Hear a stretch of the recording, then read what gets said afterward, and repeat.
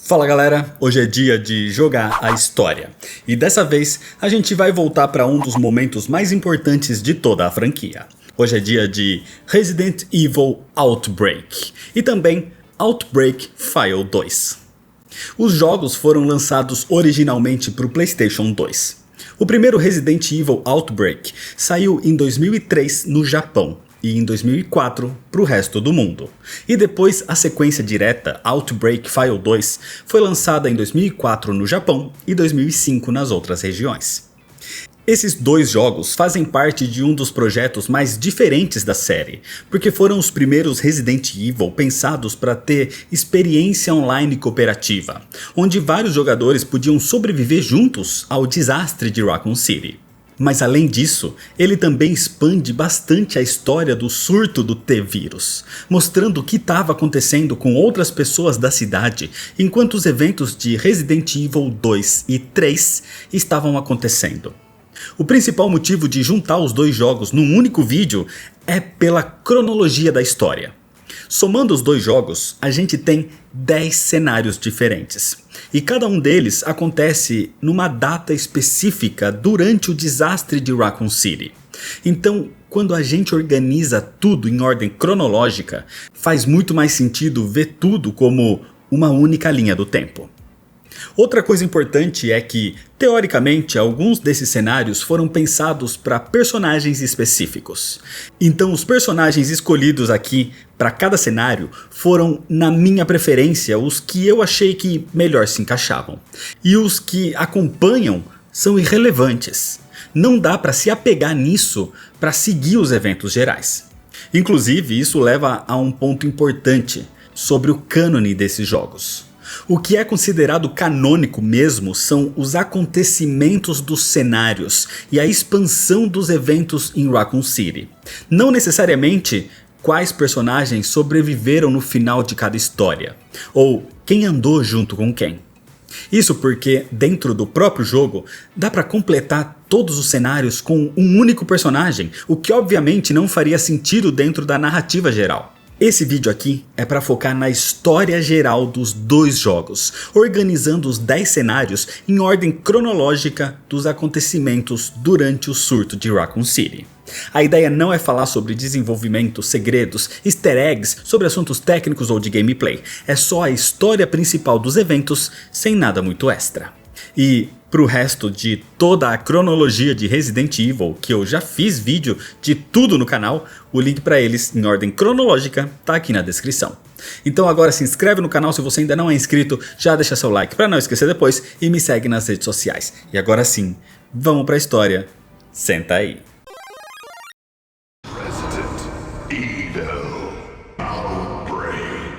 O dia 24 de setembro de 1998 parecia mais um dia comum em Raccoon City.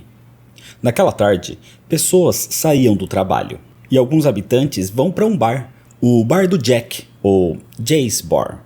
As pessoas que estavam ali eram Kevin Ryman, policial do RPD, Mark Wilkins, um guarda de segurança, George Hamilton, um cirurgião do hospital de Raccoon, David King, um mecânico, Yoko Suzuki, estudante universitária e estagiária da Umbrella, Cindy Lennox, uma garçonete, Jim Chapman, um funcionário do metrô, e também Alyssa Ashcroft, uma repórter investigativa do jornal The Raccoon Press. O que eles não sabiam é que na noite do dia 23, algo terrível aconteceu. William Birkin foi atacado, o que causou um vazamento do T-Vírus, e espalhado por ratos, o vírus infectou a cidade. É nesse contexto que a história começa. Pessoas bebem, alguns trabalham e outros conversam. Mark está acompanhado do seu colega Bob, mas ele não se sentia bem. E logo depois de falar isso, um homem entra de forma agressiva no bar e ataca o barman chamado Will. O que parecia um incidente isolado, logo se revela sendo o início do surto, e os mortos começam a atacar os vivos. Era o início da queda de Raccoon City. A confusão toma conta do estabelecimento. O grupo de sobreviventes se vê obrigado a fugir, e no caos eles acabam se separando. Ali, Alyssa Ashcroft era uma repórter investigativa e, junto com alguns outros civis, tenta sair daquele bar pela cobertura do prédio, já que as ruas estavam tomadas por criaturas. Eram os zumbis. Alyssa até ajuda a carregar Bob por alguns momentos. Mark Wilkins, o colega de Bob, trabalhava como segurança de uma empresa privada, e um dos seus serviços é cuidar da segurança do zoológico da cidade, que o filho dele adorava visitar inclusive. Ali, ele trabalhava junto com Bob, o seu amigo, que não aguenta mais correr agora. Acontece que ele estava infectado antes mesmo de chegar no bar, e se sentindo um peso naquela situação, já imaginando o seu destino, Bob tira a própria vida. Os outros não podiam parar para lamentar, então o grupo consegue chegar na cobertura do prédio, onde escutam policiais pelas ruas tentando evacuar civis, orientando uma rota de fuga. Assim, o grupo consegue alcançar o prédio vizinho e finalmente chegam até as ruas. Eles ajudam um policial chamado Raymond Douglas a fazer barricadas com os carros, mas os zumbis avançam cada vez mais. Desse jeito, eles recuam, agora com o policial tentando cobrir os sobreviventes. Mas de repente, ele vê um caminhão-tanque de combustível e ao dizer para os sobreviventes usarem aquilo para queimar as criaturas, o policial é pego. Raymond estava morto, mas o grupo consegue liberar a gasolina e queimar um bom número de mortos-vivos. Assim, eles avançam e passam na frente do hotel Apple Inn, onde um outro grupo de sobreviventes esperava um direcionamento dos policiais. E eles estão acompanhados por um oficial do RPD. O seu nome é Dorian. Ele está ali para levar os sobreviventes com o seu furgão para fora da cidade, mas é forçado a parar a poucos metros de distância porque as ruas estavam cheias de barricadas. Não tinha outra opção. Os sobreviventes tinham que seguir a pé. Então, pela área residencial, o grupo avança até a rua principal, onde percebem o tamanho do caos. A cidade estava perdida. A avenida principal de Raccoon estava tomada por zumbis. E ali, 3 policiais, Harry, Eric e Elliot, tentam conter a situação, enquanto preparam explosivos para acabar com o máximo de criaturas possível. O grande problema é que as barricadas não aguentam, e os zumbis avançam, atacando os policiais. Só um deles continua vivo, mas o detonador foi danificado. Então é a própria Alyssa quem consegue recuperar as partes do detonador e ativa o explosivo, matando uma imensa parte de zumbis, mas causando uma cratera imensa que destrói a rua principal. Pelo menos isso dá chance para eles fugirem dali. Alyssa e os outros agiam por pura sobrevivência, mas esse é só o início do surto.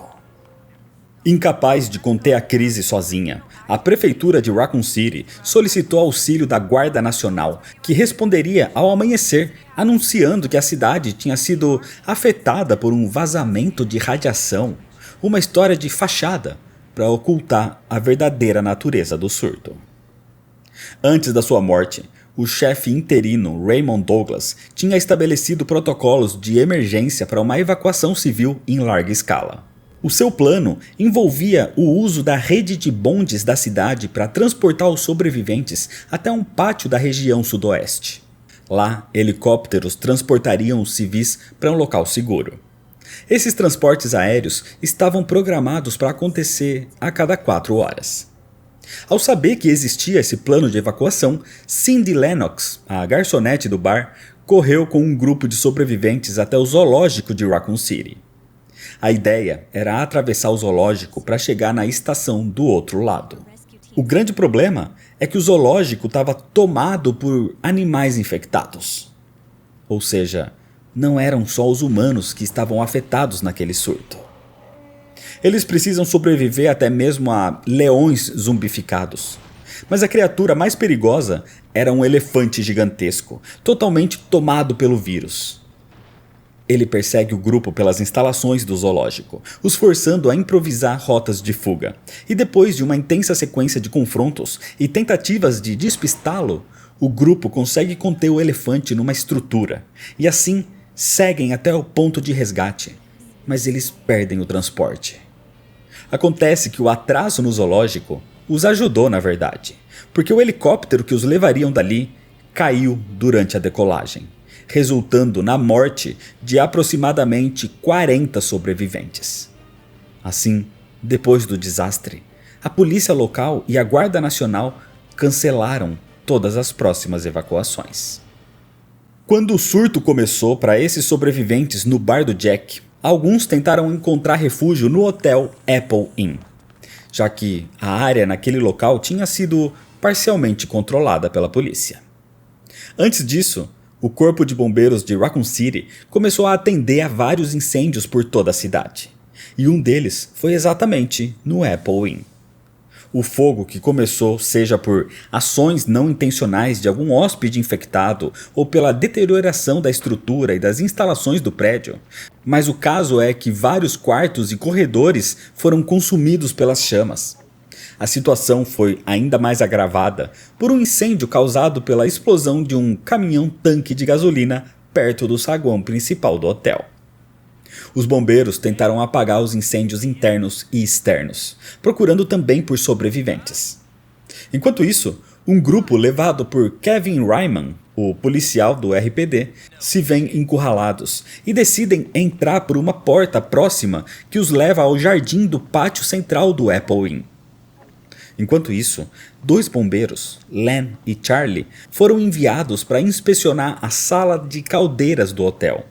E ao perceber que a caldeira apresentava sinais de mau funcionamento, os 2 tentaram recuar, mas era tarde demais para evitar uma explosão. Os danos fizeram com que a estrutura já desgastada e danificada do hotel caísse, bloqueando a fuga dos sobreviventes, os forçando a encontrar outra saída do prédio em chamas. Enquanto os sobreviventes percorrem pelo hotel, eles encontram vários zumbis, lickers e corpos espalhados. E quando o grupo consegue dar a volta e chegar no saguão principal, eles lutam contra um licker meio transformado, conhecido como Suspenso, que parece ser um híbrido de zumbi e licker. Mas ao acabar com essa criatura, um bombeiro arromba a porta da frente e ajuda todos os sobreviventes restantes a saírem do hotel. O bombeiro fala com todos, dando esperança aos sobreviventes de que todos vão ficar bem. Mas as coisas não pareciam muito boas na prática, porque outros focos de incêndio se alastram por toda a cidade. Jim Chapman era funcionário do metrô e conhece bem aqueles túneis e instalações, por isso corre por entre inúmeros zumbis até chegar lá. Jim era um covarde assumido, mas era bastante inteligente, tinha raciocínio rápido e se destacava na resolução de problemas. Então, com um grupo de sobreviventes, ele percebe que pode usar um dos trens do metrô para escapar. Mas para fazê-lo andar, eles precisam restabelecer a energia do sistema de transporte. Assim, Jim vai até a sala de disjuntores e ajusta a voltagem correta para que os aparelhos voltem a funcionar. O grande problema é passar pelos zumbis e por outras bizarrices, como pulgas gigantes infectadas. Então a urgência para ativar os trens é maior ainda ao tentar evitar essas criaturas. O problema é que, ativando o sistema, alguns trens ficaram incontroláveis, e um deles chega na estação a toda velocidade nesse momento. E sem ninguém para controlar os freios, o trem se choca com os destroços que bloqueavam os trilhos. Isso causa um incêndio que gera fumaça, mas antes que os sobreviventes sejam sufocados, os Springles são acionados e acabam com o fogo. Assim, os sobreviventes conseguem liberar o seu trem e se preparam para finalmente deixar a instalação. Mas surge outra daquelas pulgas gigantes bloqueando o caminho. E Jim e os outros são obrigados a lutar e matar a criatura. Só assim eles conseguem usar o trem e finalmente escapar dali. Infelizmente, isso não os leva muito longe, porque o trem para em trilhos bloqueados perto das montanhas Arklay. Ou seja, eles ainda não estavam a salvo do surto. Esses eventos se arrastaram pelos dias 24, 25 e 26 de setembro.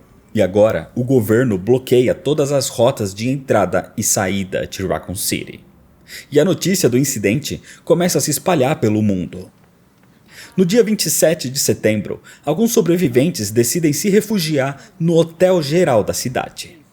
As ruas estavam tomadas, então eles se escondem num dos quartos, mas são encontrados por um médico, o Dr. Hirsch, que os encontra acidentalmente e sugere que saiam do prédio imediatamente, porque ali dentro o perigo era ainda maior.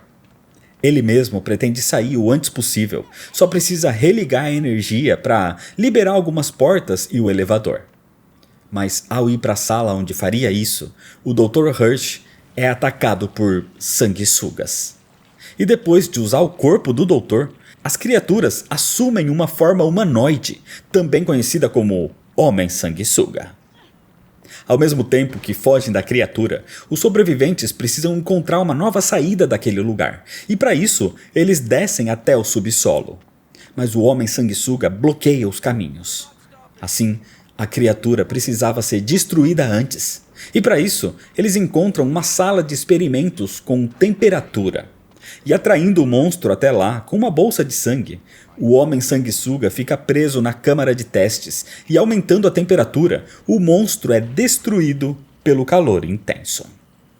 Assim, o grupo estava livre para seguir agora, avançando por uma área de descarte de líquidos que leva ao esgoto. E usando uma pequena embarcação, eles tentam fugir do local. Mas outra criatura surge para atrapalhar. Era uma nova união de sanguessugas. Era uma sanguessuga rainha. Assim, os sobreviventes usam todas as armas disponíveis e acabam com o monstro, conseguindo finalmente escapar do hospital pelos esgotos.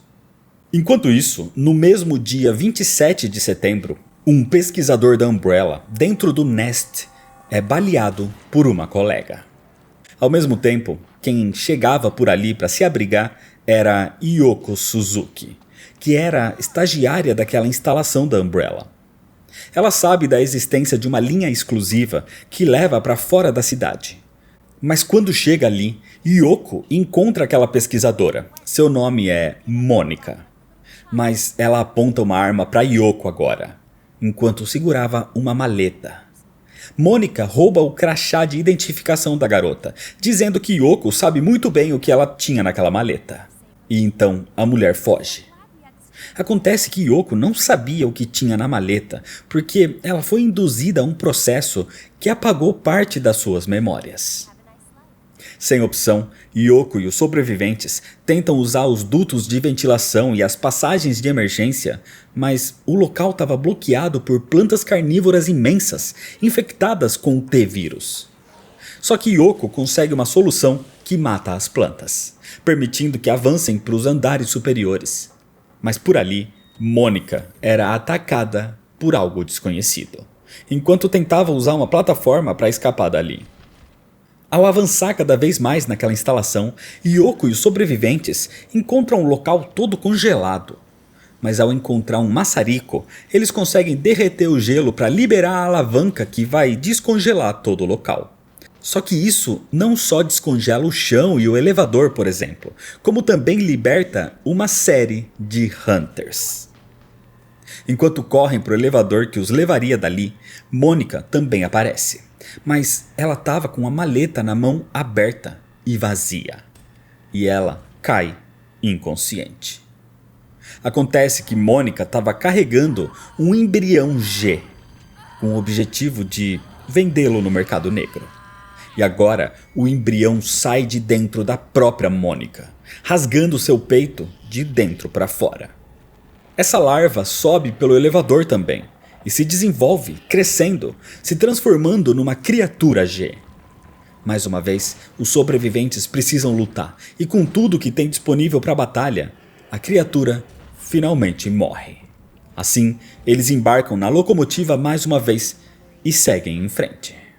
No dia 28 de setembro, a delegacia de polícia de Raccoon City estava tomada por zumbis, e poucos policiais sobreviventes do RPD ainda resistiam, liderados pelo tenente Marvin Brennan. Eles planejam uma rota de fuga pelos túneis embaixo da delegacia, e nesse momento chega Kevin Ryman. Ele sabe que ali conseguiria encontrar ajuda. Kevin era policial do RPD há algum tempo e era conhecido pelo seu talento com armas de fogo.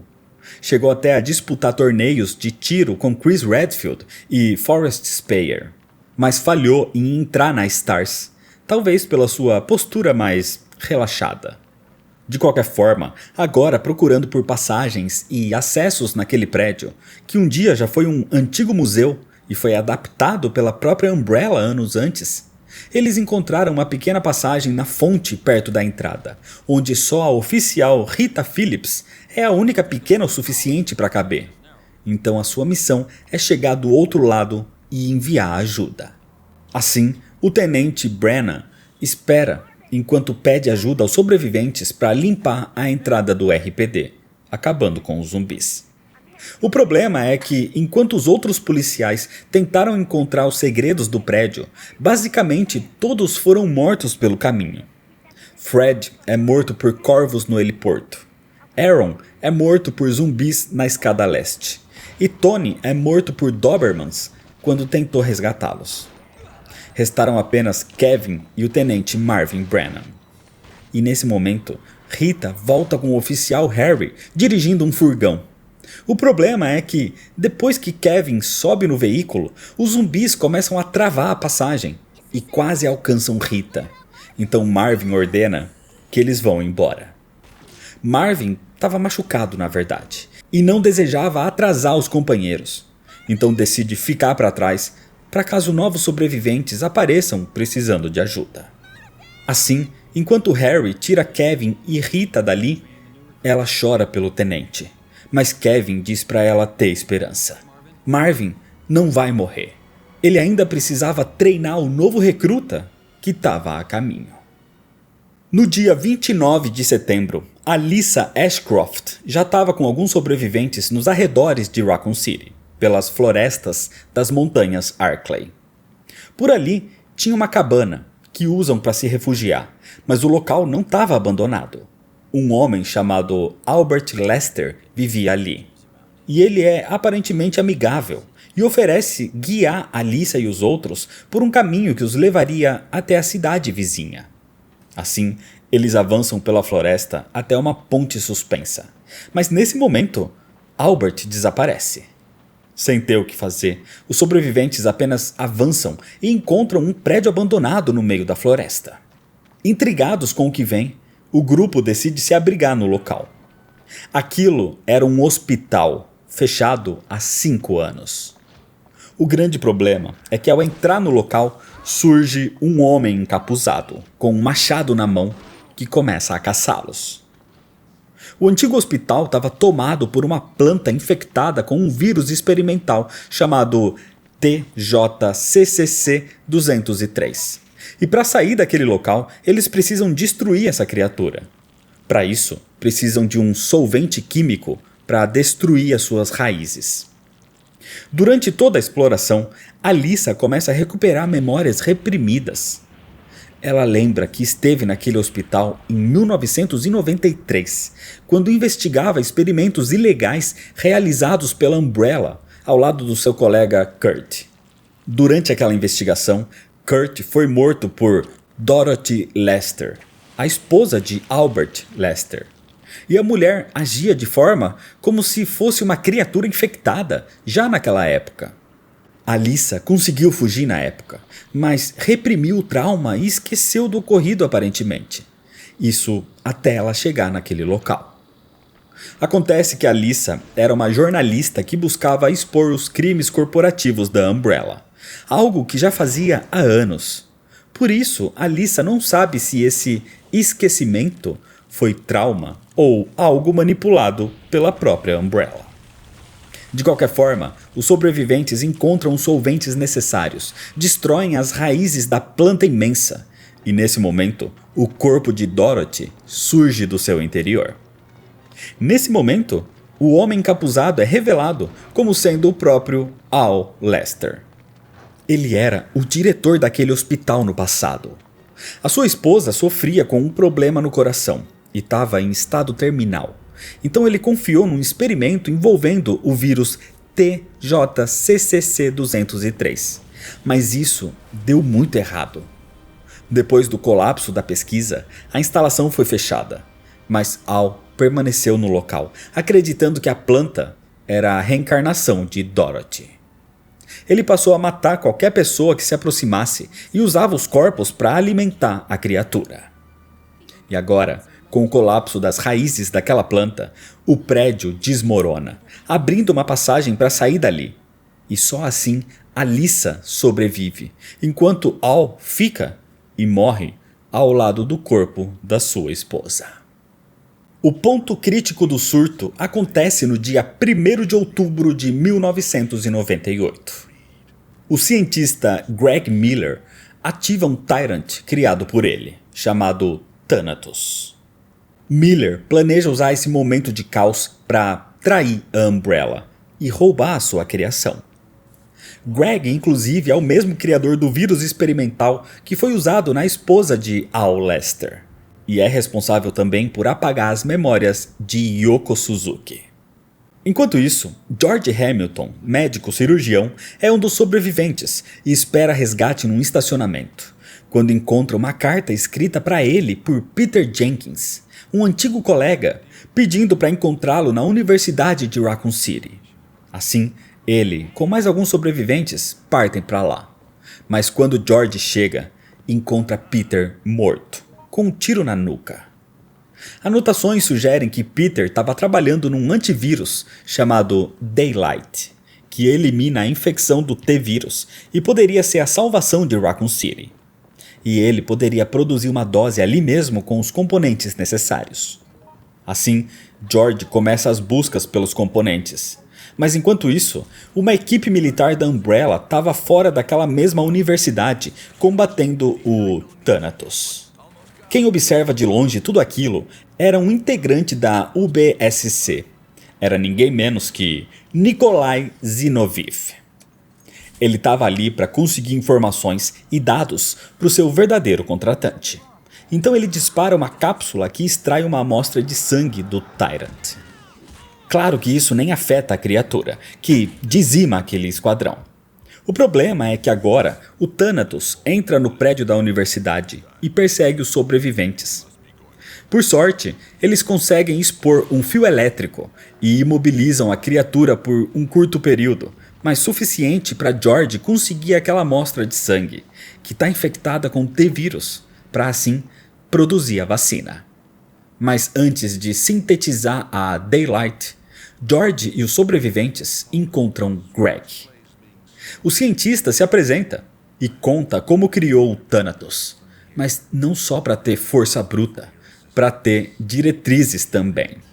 E agora, aquele grupo serviria de cobaia para o seu Tyrant. Mas enquanto diz isso, Greg leva um tiro na cabeça. Quem disparou foi Nikolai. Mas ele não estava ali para salvar ninguém, porque ele planta uma bomba para explodir o local. Assim, George se apressa em criar a vacina e rapidamente foge dali enquanto a universidade é destruída. Um helicóptero de resgate vê a explosão e se aproxima para ajudar os sobreviventes. O problema é que quem sobreviveu também foi o Thanatos. E a explosão só o deixou ainda mais poderoso, o transformando num Super Tyrant. Mas o prédio tinha um carro blindado com lançador de ampolas do lado de fora, e usando aquela dose do Daylight, o Thanatos é destruído. O problema é que com o Tyrant, o helicóptero não se aproximou, e com isso, os sobreviventes ficaram à deriva. Não se sabe exatamente se eles ficaram por ali mesmo, ou se encontraram outra forma de fugir da cidade. George, por exemplo, gostaria de poder ajudar com a vacina Daylight, e ela foi usada amplamente no futuro para controlar algumas infecções. Não se sabe se ele teve relação com isso, mas se ele conseguiu sobreviver ou se ficou ao lado da sua amada garçonete Cindy até o fim, talvez nunca saberemos. Isso porque algo devastador aconteceu naquele dia. Acontece que, antes do anoitecer, o Capitão Rodrigues, um operador do 2º Esquadrão da Umbrella, está pronto para abandonar Raccoon City num helicóptero carregando uma BOW. Mas a sua passageira, Linda Baldwin, uma pesquisadora da Umbrella, se recusa a ir embora ainda. ela precisa voltar ao centro de desenvolvimento para conseguir o antiviral, até para prevenir uma pandemia global do T-vírus. Acontece que naquele centro estavam alguns sobreviventes também, entre eles David King, um mecânico. Ele salva um homem chamado Carter, um pesquisador da Umbrella, que quase foi devorado por um zumbi que invadiu a instalação. E logo nesse momento, Linda aparece. Um tempo depois, na sala de espera do centro, Linda e Carter discutem sobre o que fazer. Só que nesse momento, um alarme dispara e o prédio é colocado em lockdown. A causa é a fuga de Hunters. Com isso, Carter começa a trabalhar numa contramedida aos Hunters. Ele quer ativar um Tyrant tipo R, um submodelo do T-103. A criatura iria matar os Hunters e abrir uma rota de fuga para eles. Isso por ele ser manipulado por um tipo de controle remoto. E, se por acaso o Tyrant saísse do controle mesmo assim, Carter tinha um detonador para uma bomba implantada nas suas costas, caso fosse necessário.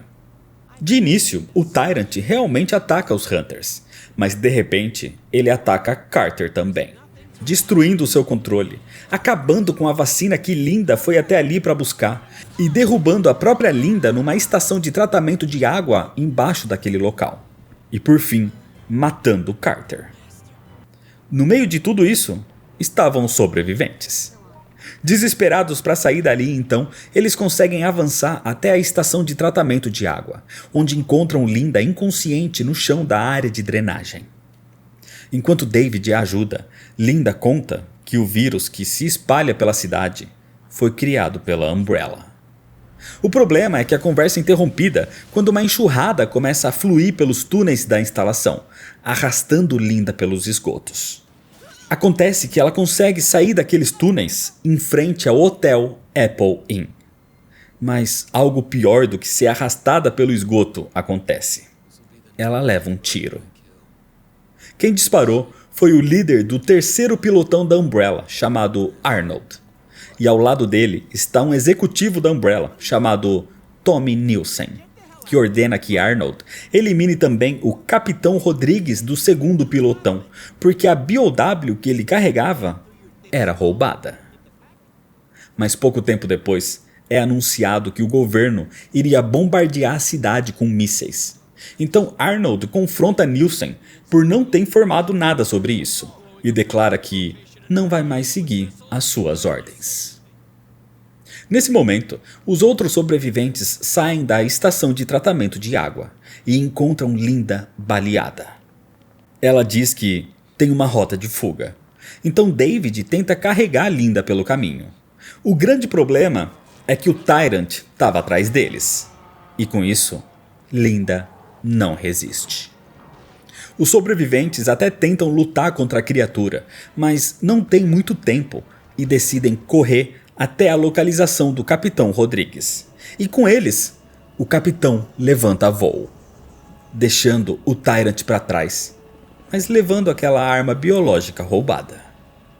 Se de fato eles conseguiram deixar o local vivos, não tem como confirmar, porque foi exatamente nesse momento que o governo dos Estados Unidos decidiu varrer Raccoon City do mapa. A cidade foi dizimada na explosão de mísseis. Não eram só as armas biológicas que estavam ali, vidas também foram perdidas. A queda de Raccoon City se torna um marco para o mundo, simbolizando não apenas o fim de uma cidade, mas também o início da queda da Umbrella. E é desse jeito que termina a história. Então é isso, com esse temos vídeo de todos os Resident Evil que fazem parte do cânone. Agora sim, joguei todos, zerei todos. E agora é só esperar o próximo lançamento. E quando chegar Resident Evil Hacking, ele com certeza será história para outro vídeo. Por isso, se inscreve no canal se você ainda não é inscrito, deixa seu like se você gostou, me segue nas redes sociais para ficar por dentro das novidades e compartilha esse vídeo com seus amigos. Muito obrigado, valeu e até mais.